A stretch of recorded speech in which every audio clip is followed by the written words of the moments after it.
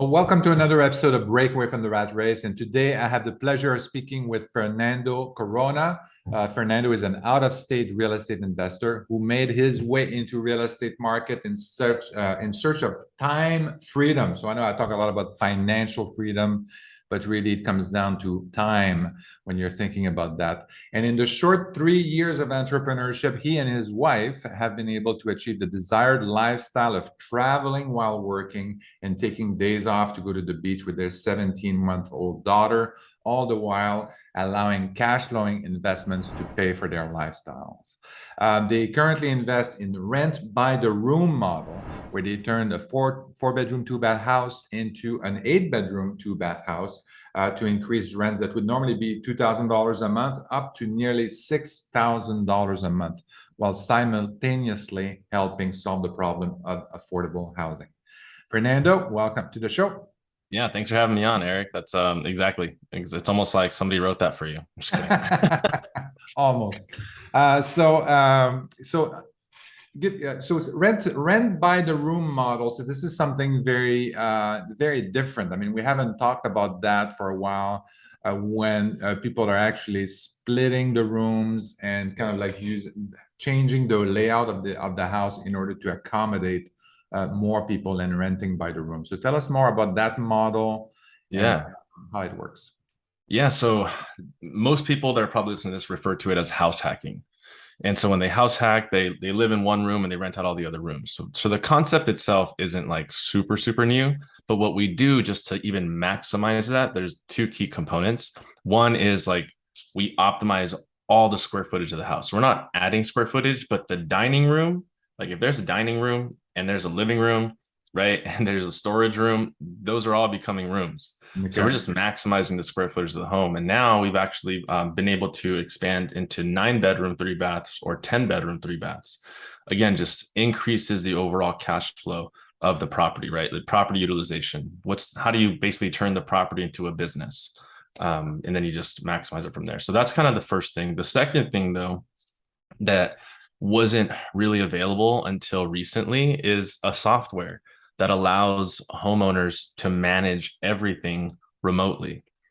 I think house hackers, they're usually self-managing, Mm-hmm. right? And they maybe have one property or they'll have two, but it starts to get difficult at scale. And then it starts to get even more difficult if you start to do it out of state remotely. Yeah.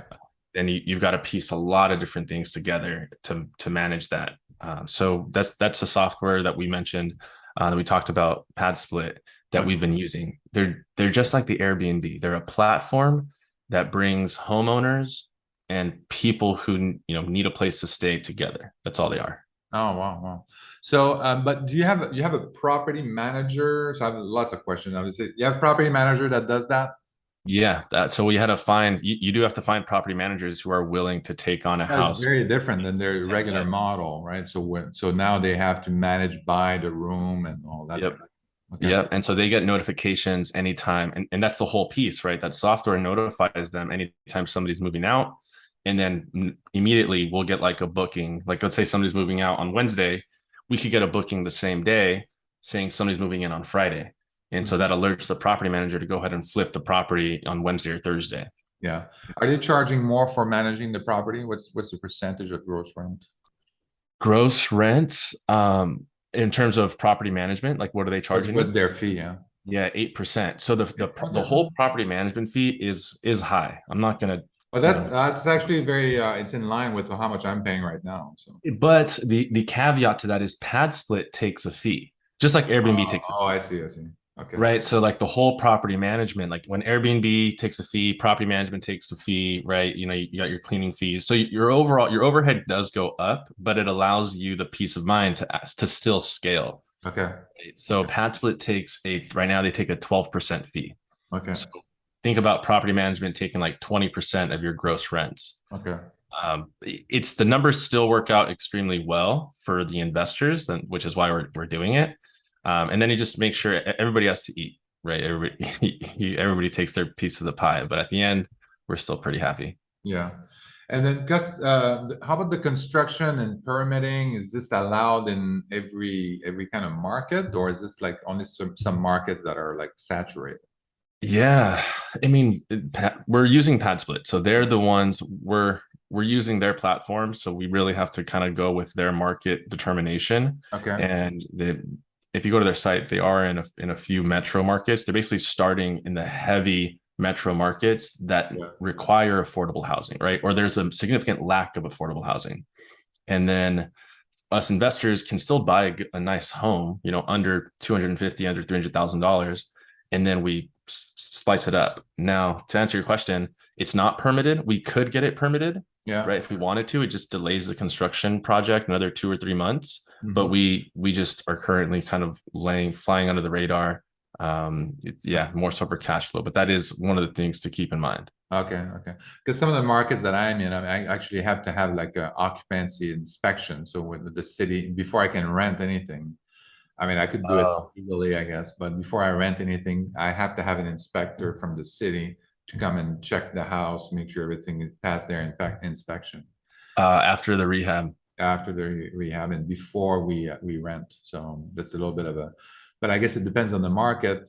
And if you are in a situation where it's a big city and they are saturated, there's not enough room for people, then maybe they kind of like turn a blind eye and go I in. think so because I've even talked to PadSplit about it, and they've got maybe close to 1,000 homes in Atlanta only, like just in Atlanta. Yeah, And I think if at least 8 people are living, right, that's 8,000 people. yeah, And so at that point, there's a really big conversation to be had if anybody comes in and starts like, yeah, moving people around. It's like, what are you going to do with all these people? So I think, yeah, that's something for the city to try to solve. yeah. But that's exactly why we exist, right? Entrepreneurs exist to solve problems that like bigger systems in the government or the city can't essentially solve themselves. That's a good way to put it. Thank you. I'm a problem solver. We Yeah. are problem solvers. But that's, I mean, it's true. I mean, we are looking for needs and problems. We come up with a solution so that we can make money on the solution. So that makes perfect sense. Yeah. So tell me about kind of like how many units do you currently have, and kind of like any kind of yeah, kind of, and also maybe the market, like how many people are on that split, how many people are actually doing this? Yeah. So overall, across all of PadSplit, I mean, I don't work for them, but they probably have. I mean, they're in Tampa, Jacksonville, they're in Atlanta, they're in Las Vegas. They just came out to LA. They're in Dallas, they're in Houston. So they're like expanding out. So over. I mean, I can't speak on the exact numbers, Yeah. but I don't know. Let's say over 2,000 or so. They Okay. launched in 2017, Wow. and so Okay. it's not like. How many units do you currently have? Yeah, so right now we have two that are live, we have two that are in rehab, and then we've partnered up with another three that have taken theirs live as well. Okay. So um from one of these, right, and this is where you start to think like our goal wasn't to own 10 properties to make $1,000 in profit. Hmm. It was how do we minimize the amount of properties we own to maximize the cash flow. That was the situation that we're in, that my wife and I were in. Yeah, yeah, And this is for more so the people maybe who have limited capital. You yeah. have limited capital and you're really trying to maximize, that capital usage. Hmm. So for us, off of one property, we're making about $3,000 net profit. Yeah. And so what that means, for Profit, or you mean cash flow? no, that's profit. Cash Okay. flow is like 6,000. Okay. So we're making on that first one, we're making about 3,000. On the second one, we're making about 2,000 because interest rates have kind of creeped up. Okay. Okay. So and I'm talking in that first one, we were hitting probably 30-35% cash ROI. Okay. Um, So you're getting, how much are you getting in rent? $6,000. That's the gross rent, right? yeah, that's the gross rent. $6,000. Then you have your operating expense, including your property management, your Right, pet. 20% to take 20% for all of the property management and management fees. Okay, and then so that would be your net operating income would be kind of like was that $1,200? So that's like 4,800. You're at net operating income. And then you would have your mortgage payment. So that's a $200,000 house. How much are you paying on mortgage? The first one was like it's like $1,000. Okay. Wow. And then that other 800 accounts for utilities. Because we pay for utilities. We Oh, cover utilities. We'll pay for water, gas, electricity. We'll pay for trash. We'll pay for lawn. okay. Okay.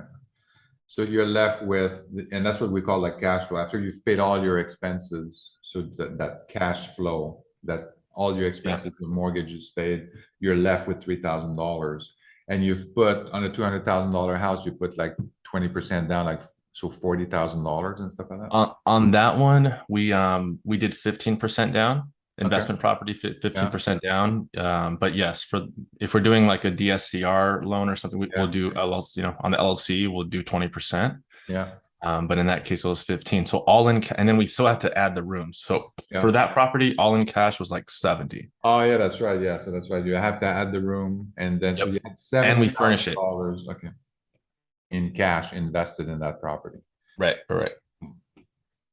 So that brings another interesting point. So $70,000 in, you have $33,000 in net cash flow. I'm not going to calculate, but so that's 36,000. Well, that's almost like 45% cash on cash return. Is that right? Yeah. I'm not, I mean, it's not perfect every single Yeah. month, but that's been pretty good. It's been in that 2 to 3K range pretty Okay. consistently.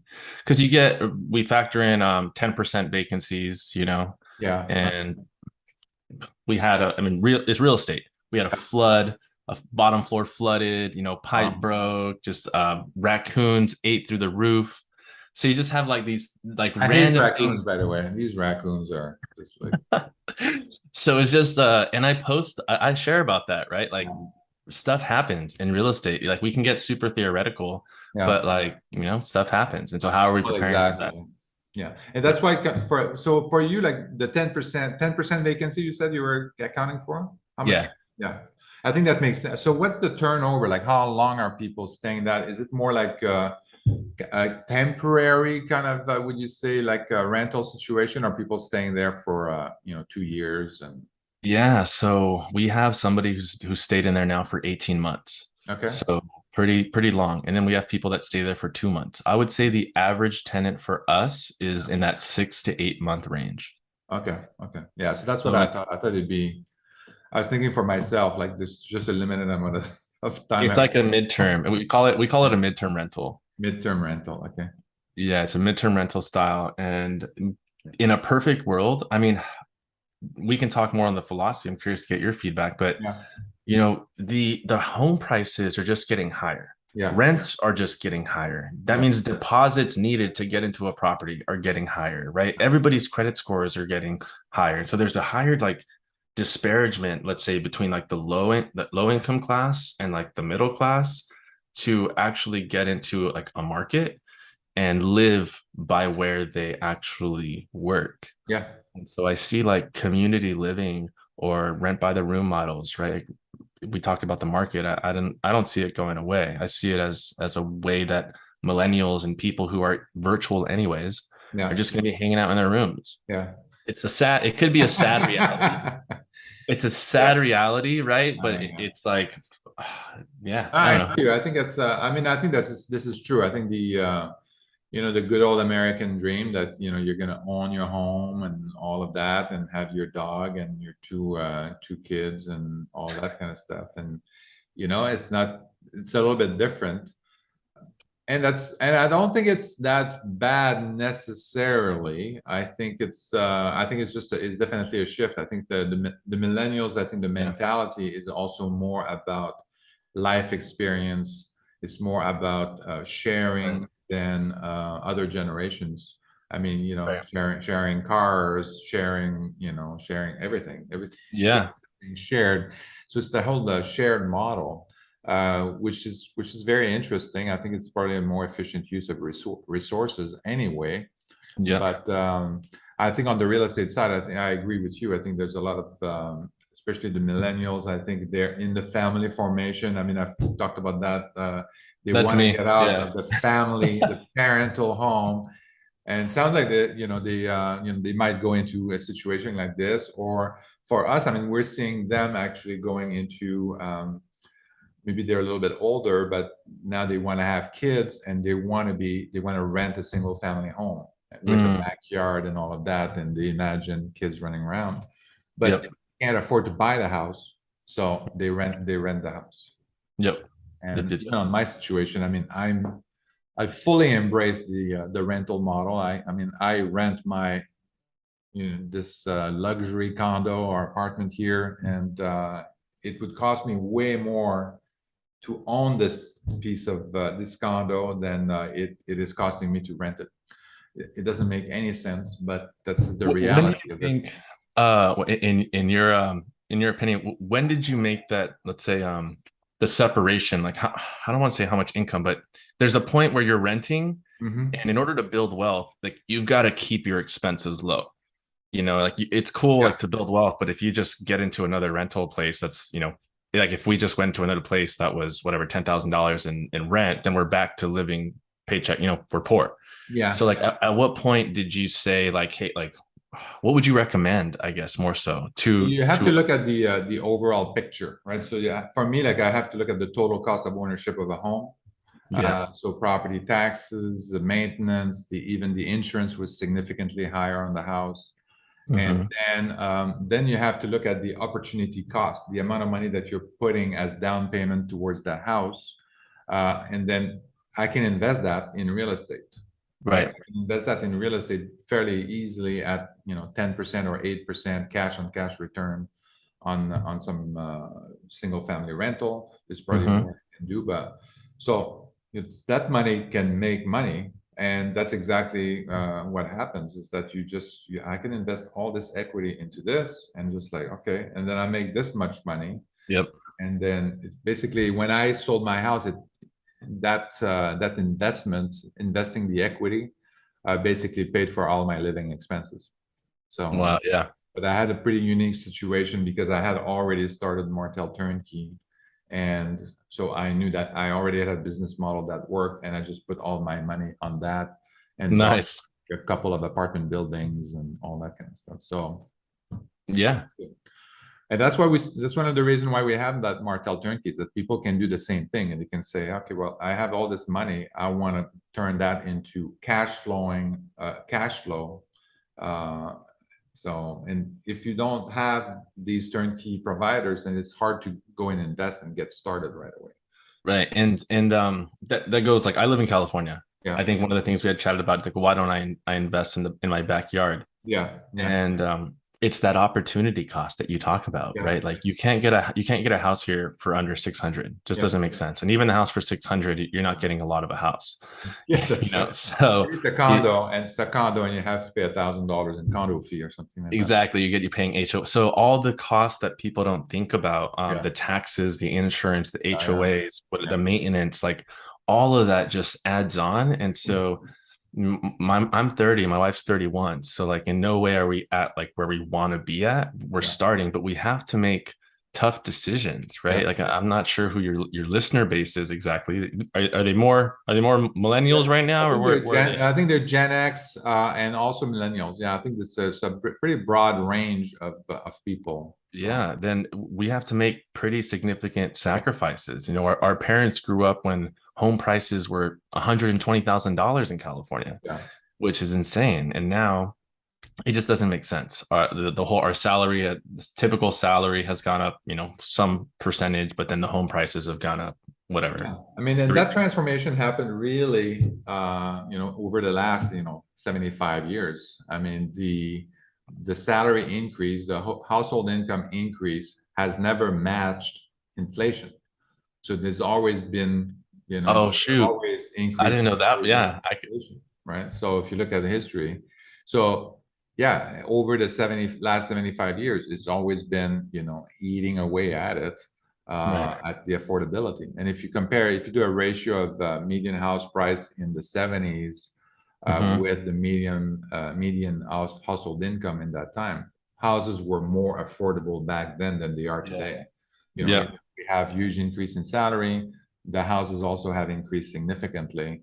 And then, yeah, so that is less affordable now than it was before. Exactly. And so then we have to make sacrifices, and the sacrifices are like you have to live poor. I mean, live quote unquote to so that you can continue to build more wealth and then reinvest. Yeah. And then at a certain point, it's like, so my wife and I, we have like a 5-year time horizon, and Yeah. we actually just celebrated our 2-year anniversary. All right, congratulations. So, we learned, we're thinking about becoming marriage counselors now. I'm just kidding. So, before, I used to think like, man, like, boom, 2 years it will be fine, and we can live, the life we want to live in perfect world. But you realize that even as you start stacking up rental properties and stacking up cash flow, Yeah. still have to keep our expenses low.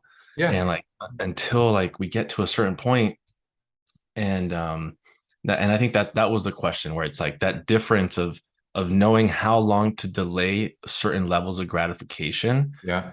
so that you last a lifetime. And this is great for you because I think, and this is where, because when you're getting started, you already are making, you're already pretty frugal when you're young. You don't have that many expenses. And so keep that same lifestyle as long as you can, right? You don't have any of the bad habits that people have.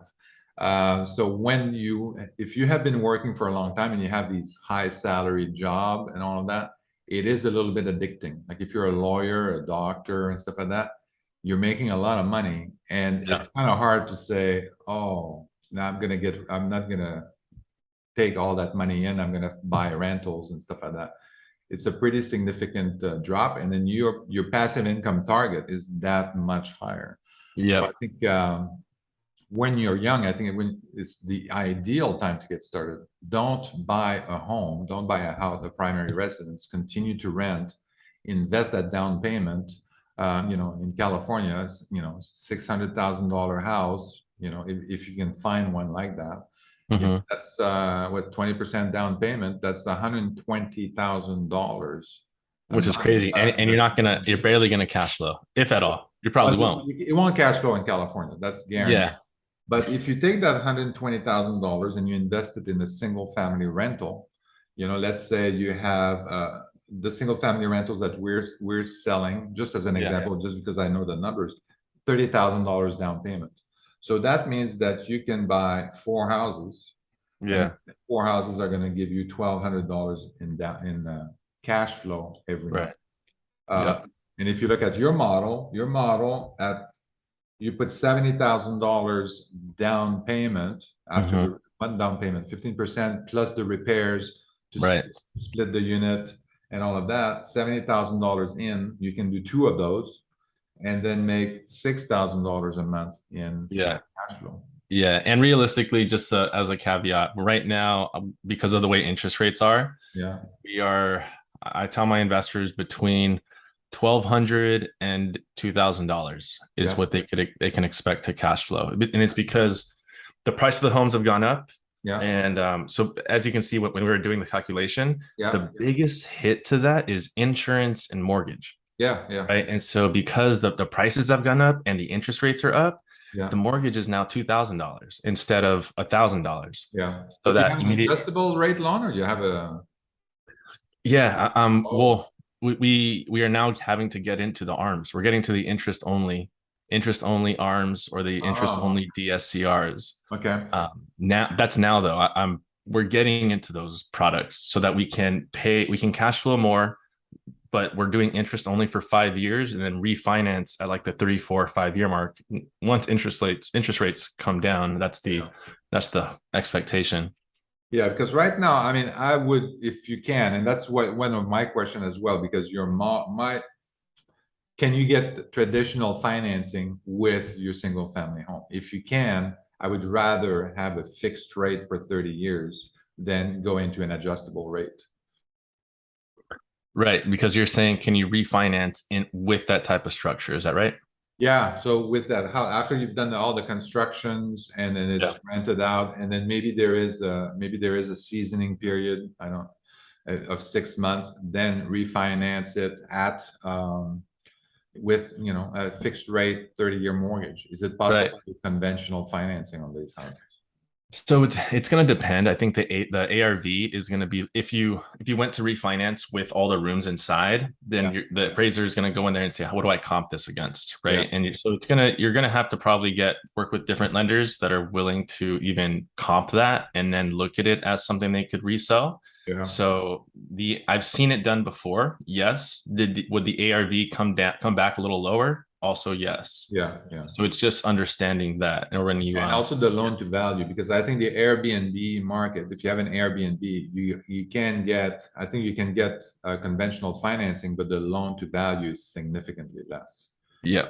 You can get like 50 or 60% loan to value. Oh, really? I didn't know that. Yeah, so Oh, shoot. that means you have more cash in the property and stuff Yep. like that. It might still make sense, but you know, that's something to think about.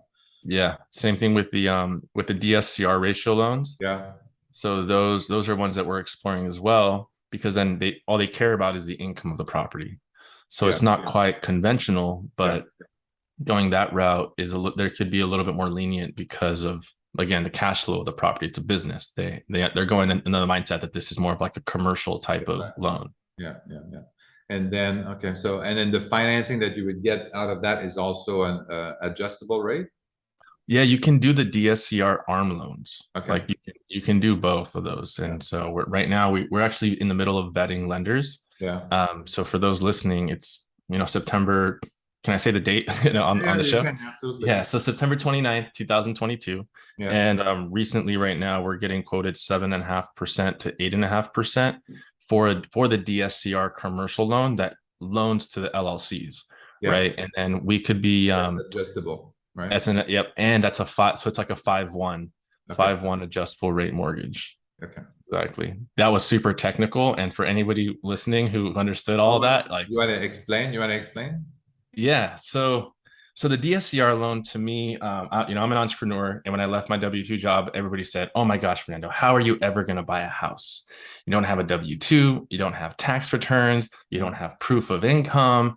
And I said, I'm not the first person in the United States to ever leave a W-2 job. There has to be a solution. Yeah. It's just a thought that I had. And so I wasn't, the thought of not buying a home wasn't going to keep me in a position that I didn't really want to be in.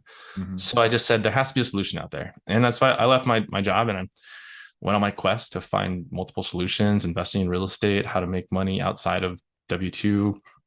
And we landed on the DSCR loan, which was like, it blew my mind how cool it is. And what it is, for those who may not know, instead of lending to a person, conventional financing lends to a person, meaning you have a W-2 income and you are personally guaranteeing the loan based off of the income that you have, like your tax returns, your proof of income, all that stuff. So the bank says, hey, you're lendable. Even if, as long as your debt to income ratios are good, we're going to loan you money to go buy this house. And then, which is good. It becomes bad, in 2008 when they did like no doc loans and people were getting mortgages that they technically didn't qualify for, but the banks were fudging the numbers to help them qualify. Yeah. And so that's one way of lending. The second way of lending is when a bank says, hey, we're going to vet the property.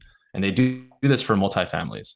We're gonna do an underwriting on the property to see how much can this property cash flow if it was rented out. And so they do the same thing for us. Okay, it can cash flow X amount of dollars. And what's the mortgage? The mortgage is, let's say the mortgage is $1,000. Cash flow is $2,000. That's a 2-to-1 ratio, meaning that they feel comfortable loaning you money because they know the property's already going to pay for the mortgage itself. Mm-hmm. And so in the worst case scenario, they had to recuperate the property from you. They know that they could rent the property out and still make money and pay off their loan, right? So they're renting to the property as opposed to necessarily renting to, they're lending to the property as opposed to lending to you. The only thing they ask us for is proof of funds. Yeah. And there sometimes is a seasoning period. So I've seen as little as 3 days and as the most of 60 days. Oh, okay. Yeah. The rates you're always going to be competing with rates though. So and then there is a seasoning period. They ask for FICO. If you have over 700, over 740 is ideal. you know, you're going to get the best rates over 740, but they could loan you, you know, I think as low as like 650 or something, Yeah. you know, and then, but you're just going to be paying higher rates. Yeah. So that's the DSCR loan. As long, And anything else that I your missed? rate, when you say you have a rate that's 5.1, that means that it's fixed for 5 years at that particular interest rate. Yep. And Fixed for then 5 years. that is adjustable every year after that to the market. There might be a cap or not. Right. And then get into more details where of like, well, how much can they adjust each year? Yeah. Right. And yeah, is there a cap as to like what's the highest? Yeah. Back in, I mean, I was in high school in 2008, but I think one of the issues that happened is people were put into these arm loans. And was there no cap, or what was the biggest Yeah, it issue? was the deal was very low. Some of them had zero down payment also. And then the idea was that it was what do they call it, like an incentive rate or something like that. They say, hey, we're going to give you this like very low interest rate, but then in 5 years we're going to bring it back to market, so no caps. And then that's kind of where that thing hit the fan. Right, because you'll qualify for the loan under Yeah. the whatever 1, 2, 3%, but you don't really qualify once that balloons up to whatever 6, 7, 8, 10%, whatever it went up to. Yeah. Yep. It was not a good situation, but we're not in that situation now. I think a lot of the boards have been vetted. They have, so I don't think it's a problem. And I think even if the real estate market was to go down significantly, and if I'm a homeowner, I mean, even if I'm underwater, I would I'm just going to keep paying my mortgage. I'm not going to walk away. But in Right. 2008, I mean, this was like, there was no way out. And they were kind of redoing, like redoing, what's that word called? Like when they're recasting basically the mortgage and say, well, we're going to kind of like do a refi on the mortgage and stuff like that. They couldn't even do that because the people were not qualified. So Right. now, as a homeowner, I can go to another bank and say, well, my existing bank and say, okay, well, this is not working out for me. Can we change the terms, refinance it, and stuff like that? Right. And I'm qualified as a lender, and I can, okay, can you expand the terms of the loan and all that kind of stuff. So there's some more flexibility now in the system that these people didn't have in 2008. So Yep. So then in that case, or with your experience, Eric, are you saying certain real estate markets or especially the ones you invest in, you kind of see it now just going sideways for a little while? Yeah. Like not necessarily like, but just like sideways. Yeah.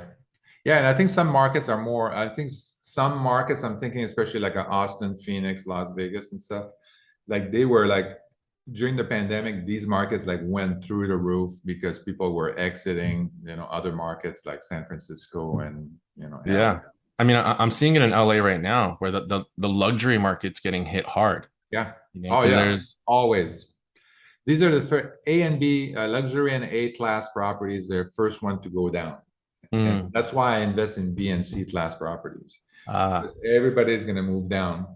Yeah. To, another level property if they're in that situation where they have to kind of like adjust their budget and stuff like that. So that's why B and C class are solid.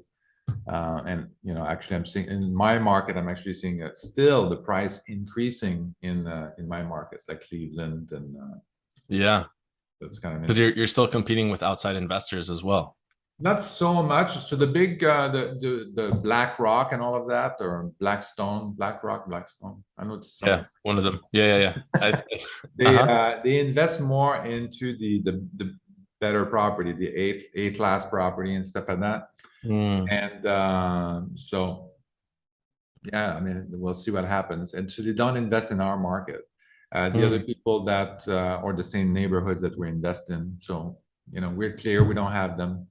So that works for us. But yeah, kind of interesting. So what do you think the interest rate, what's going to happen with the interest rate? I mean, I think or what do you think of the interest rate today? Because I think you haven't seen, I'm going to assume you haven't lived like 50, 70 years. It's a fair assumption. On some assumptions here. But you have an experience. I mean, your experience of kind of like loan lending and mortgage and stuff like that is probably you probably remember 2008 vividly, and low interest rate. That's all you've seen pretty much is low interest rate in the last 10 years. Yeah. So where do you feel the interest rate is at today? Do you think it's high, and do you think it's I mean, I've actually done like historical research, and I know yeah, it used to. So to be fair, like I do a little bit of research because I'm only 30, but at least I know when history, everything's a pattern. I yeah, mean, physics, whatever, logic, how we think. I just think everything's a pattern, and so I'm like, okay, here I am zoomed in, but like let's look way back. And what I've seen and noticed is like every 10 years, there's a disruption in the market for some yeah, reason, right? In a war, I don't know, COVID, like something, for some reason, something happens every 10 years. yeah, And 2001 bubble, who knows? All this, and I was born in 91. So and I know that before then, interest rates used to be at like 10% or yeah, higher. yeah, So, so even though the prices were way lower, you had significantly higher interest rates, but that was like the norm. yeah, And so right now it's just getting they need to cool off inflation. They need to cool off like this crazy bubbles, or else we're going to end up in a situation of like hyperinflation. And then it's so weird though that the US dollar is actually now getting stronger than the British pound yeah. and the euro. Mhm. So that's like macroeconomics that I don't fully understand and grasp. Like I'm still in the just United States economics. Yeah, That is crazy. And so I think for us, as an investor, like my numbers work. It's the mhm, same thing I tell all my like whoever I'm partnering with or whoever I'm explaining to. If the numbers still work, no matter the interest rate, no matter the purchase price, yeah, like you have to look at your numbers. And at what point are you okay? Like if you're still making 8%, 10%, then it doesn't matter what the exactly. market does. Mhm. You're still cash flowing what Yeah, you you're what still you want to cash with flow. cash on cash return. Yeah, absolutely. That's it. Yeah, And so, and then I'm not flipping a cash flowing property in a year or two. So I don't care if my actual house price goes down 10% or whatever, 20%, because if I hold, I'm still cash flowing. yeah, Like I'm still going to be cash flowing $3,000 on my first property. It doesn't matter if the price comes back down 20 grand or 30 grand. yeah, So that's kind of like in my head where I'm at. Independent of market conditions, I think I can just put in lower offers now, yeah. right? Like as the market Yeah, it starts to might get better actually for you for on the acquisition side. You might be able more negotiating power when you're buying your properties. and then I can always refinance in the future. Mhm. But I locked it in at a lower price of the home. Yeah, yeah. I mean, So yeah, and that's true. I mean, and then you would determine. So since your mortgages are 5-year fixed, so you would hope that 5 years from now the interest rate is the same or about around the same rate that you where we are today. You don't expect it to be like right, 12% 5 years from now, because exactly. that'd be That's the hope, right? If it's at 12% 5 years from now, that'd be interesting. The good news is that the properties would still cash flow even at 12% there we go. interest. No problem. Um, you had asked me a question earlier about like, well, so what do I think about this model? Like, how's the model going to perform Mhm. in this market? Yeah. And like, we had the property, we were in this model before COVID or Mhm. right when COVID hit, and everybody was concerned for us, like, Yeah. we're renting out to the lower income households, and what if they all whatever they all lose their jobs? The restaurant business lost their job. There was grocery stores that were dropped. Yeah. Airports were shut down. Like there were so many reasons why we should not have performed well. Yeah. But we are diversified in terms of like we have 8 people. I call it like a multifamily in a single family. Yeah. We have 8 people in a house, Yeah. and we're profitable up until the fourth person leaves. Oh, That wow. means we need 5 people to leave the entire property or stop paying rent Yeah. in order to lose money. Yeah. So we were in So you situations where have built-in diversification, basically. exactly. So we did have it. We did have to deal with one eviction, Yeah. right? There was a time, there's times where somebody wasn't in. Yeah. So, or there's a time where there's like room swaps. I think at the worst possible time for like 2 weeks, we had 3 people, like 3 vacancies. Yeah. And that was like when we were dealing with an eviction. But at that point, this is kind of crazy. We were still cash flowing $1,000 a month. Oh, no, that's good. Very good. So yeah, that's my opinion. And even if the market gets worse, I think that I'm buying in landlord friendly states. Yeah. So like eviction laws are a little friendlier to us. It's like the moratorium thing, like that, we weren't really affected by that if we needed to deal with an eviction. There's just, so for me, I expect it to do well, even if interest rates rise, independent of market conditions. If, the house prices go down, okay, good. Then we just, we get a buy now it down, Yeah. refinance later. I'm excited because this is, in my opinion, truly solving a problem. Like I think we mentioned, Yeah. right? The problem of affordable housing. Like affordable housing right now, there's such a lack of affordable housing, and that I think that market's only growing. Yeah. So if it's growing, I think you'd agree. Like we want to capture growing markets. Like we want to be in that as they start to expand. Yeah. So I think that's where we're at right now. So Fernando, it was great talking to you, but unfortunately we have to kind of like wrap up here. So if Yeah. people want to know more, if people are interested in your business model, they want to know how to get started, where can they reach out to you? Yeah. So on Instagram at it's Fernando Corona, and same thing on YouTube. Just typing in my name, Fernando Corona, real estate investing. You can learn more about the model, more about what I'm up to, just a lot of information that I share, just like with you, Eric, here. Yeah. And I'd say those are the top places to connect. Excellent. Well, thank you, Fernando. It was a pleasure talking to you. No, thanks for having me on. Okay, great. Take care. Thank you for listening to Break Away from the Rat Race with your host, Eric Martel. If you want to share your story and experience with our listeners, please message us on Facebook at Break Away from the Rat Race. Also, please subscribe to our YouTube channel and our podcast on iTunes.